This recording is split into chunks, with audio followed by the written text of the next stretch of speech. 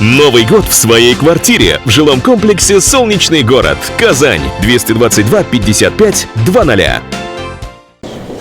В хорошем настроении с супругой Луизой Акрамовной Фарид Мухаммедшин пришел на свой участок в Казанском лицее номер 116 ровно в 9 утра. Перед голосованием общение с избирательной комиссией.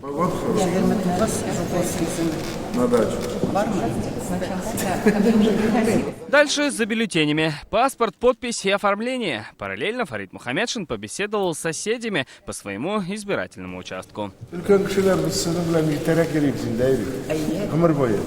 В кабинке для голосования чита Мухаммедшиных пробыло пару минут. Свои бюллетени опустили в одну урну. После председатель Госсовета сделал селфи и узнал, как дела у наблюдателей. Обстановка очень неплохая, и на избирательном участке наблюдатели присутствуют от различных политических партий, представители.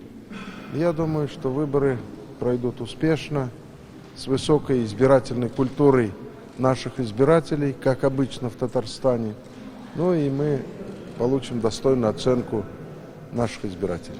Перед уходом Фарид Мухаммедшин пожелал всем удачи и заглянул на ярмарку. Салават Мухаммадуллин, Рамзиль Гарипов, ТНВ, Казань.